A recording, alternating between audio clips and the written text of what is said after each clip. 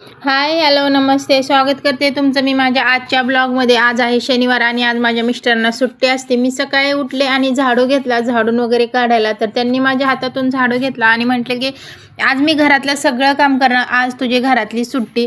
घरातली सुट्टी म्हणतात, पण फक्त घरातली आपल्याला कशाला सुट्टी असते मला तर वाटते कशालाच नाही. तर पुढं तुम्हाला समजेलच, म्हणजे आमचा दिवसभराचा दिवस कसा गेला. दिवसभराचा म्हणजे फक्त दुपारपर्यंत आमचा हा ब्लॉग आहे. तर तुम्ही पाहू शकता पूर्ण बेडच्या खाली, पूर्ण बेडच्या साईडला, बाजूला सगळं आम्ही दिवसभर कुरकुरे मुरमुरे खाऊन मायराचा आणि माझा पसारा होतं. तर माझ्या मिस्टरांनी ते रात्री बघितलं होतं, तर त्यांना हे आज सगळं साफसफाई करायचं होतं.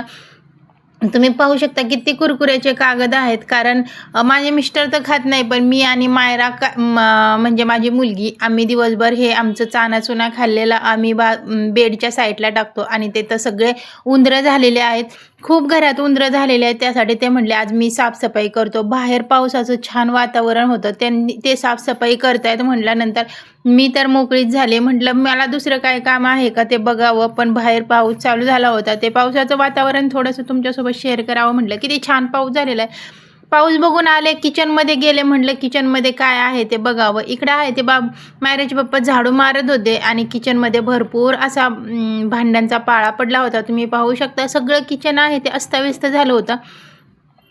तुम्हाला तर माहिती आहे शुक्रवारच्या रात्री मी काहीच काम करत नाही, कारण मला शनिवारचा दिवस हा पूर्ण सुट्टीचा दिवस असतो त्यांचा, आणि मायरा त्यांच्याकडे निवांत राहिली तर मी सगळं काम आहे ते व्यवस्थित करीन असं माझं म्हणजे नियोजन असतं. त्यासाठी मी शुक्रवारच्या रात्री जेवण केलं की आरामशीर म्हशीसारखं पसरून घेते. तर तुम्ही पाहू शकता खूप सारा भांड्यांचा राडा होता. म्हटलं सगळे आहेत ते भांडे घासावे. मायराचे पप्पा आहे ते किचन वगैरे सगळं बाकीचं सगळं साफसफाई करणार होते. म्हटलं बाई बरं झालं, असा नवरा सगळ्यांच्या नशिबात असावा. घरातलं कधीतरी काम, आपल्याला कामाला सुट्टी जर भेटली तर किती सुख भेटतं, स्वर्गात गेल्यासारखं वाटतं. तर तुम्ही पाहू शकता मी छान असे सगळे भांडे घासून घेते. भांडे पण भरपूर होते, जेवढे रॅकला होते ते पण मी घासणार होते आणि जेवढे खरकाटे पडले होते ते पण घासणार होते. म्हणतात की रात्रीचीच भांडे घासून झोपावं, पण फक्त शुक्रवारची मी रात्रीची भांडे घासत नाही बरं का. नाही तर तुम्ही म्हणता की रोजच घासत नाही, असं काही नाही. मी रोजचे रोज घासते.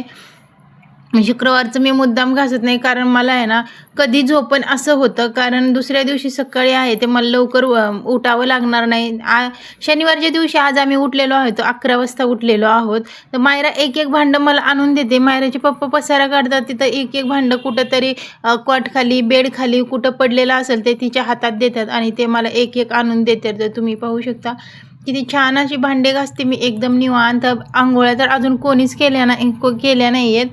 माझे मिस्टर म्हणतात की आम्हाला तरी एक दिवस सुट्टी असती, तुम्हाला तर एक दिवस सुद्धा सुट्टी नसती. तर मग एक दिवस मी काम केल्याने काय होतं. ते मला आज म्हणले होते तू काहीच काम करू नको, घरातलं धुणं भांडे फरशे स्वयंपाक सगळं आहे ते मी करीन. पण कसं असतं त्यांना पण, ते पण 8 दिवस काम करतात आणि 8 दिवसातनं एक दिवस त्यांना सुट्टी असते. त्या एक दिवशी त्यांना हे सगळे कामं सांगायची म्हणल्यानंतर मला पण ते योग्य वाटत नाही आहे.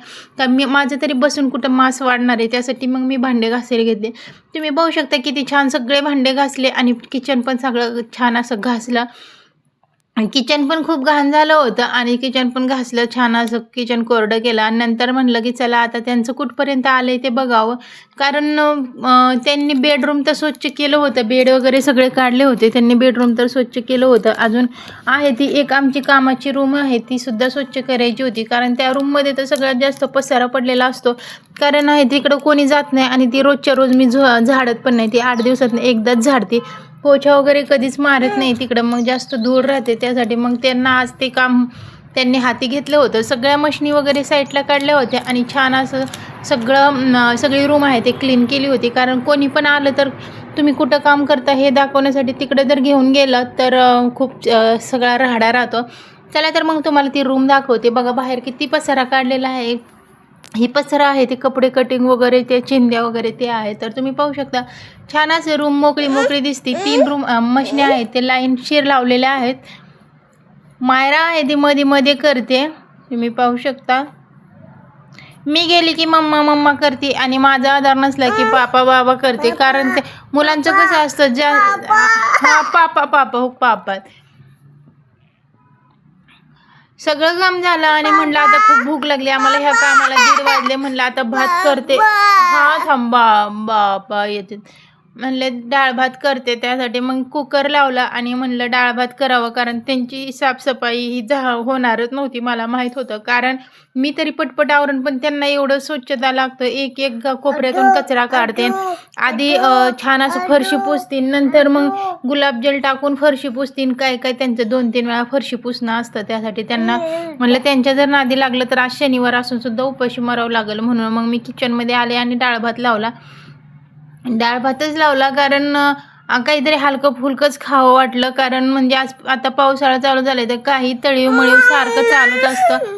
पर्यंतच व्हिडिओ घेतला होता, कारण दुपारनंतर आमचा मूड हा खूप खराब झाला होता. माझ्या डोक्यावरती आहे ते खूप कर्ज झालेलं आहे आणि कर्जवाले येऊन दारात फडफड बोलतात. मग त्यासाठी माझा मूड राहिला नव्हता. एक बाई आली होती आणि ती खूप बोलली आम्हाला म्हणजे मलाच बोलली, माझ्या मिस्टरांचं बोलली नाही, मला बोलली. आणि अक्षरशः ती म्हणजे आमच्या घरात आहे ते रडून पण गेले. मग शनिवारचं कोणीतरी आपल्या घरात रडले आणि ते पण पैशासाठी. आपल्या डोक्यावर एवढे कर्ज झाले आणि आपण हे काय करतोय व्हिडिओ हे ते, त्यासाठी मूड अजिबात राहिला नाही. त्यासाठी दुपारपर्यंतच व्हिडिओ घेतला होता. तेवढाच व्हिडिओ होता आणि तेवढाच म्हणलं तुमच्यासोबत शेअर करावा, कारण फुल व्हिडिओ आज घेताच आला नाही, कारण हे सगळं आमच्या मागं ग्रहमान चालू आहे. ते कसं आहे, किती खुश राहण्याचा प्रयत्न केला तरी कोणी ना कोणी रोज कर्जदार दारात येते आणि म्हणजे बोलून जाते. त्यासाठी मग माझा मूड राहत नाही, त्यासाठी माझे रोज व्हिडिओ येत नाहीत.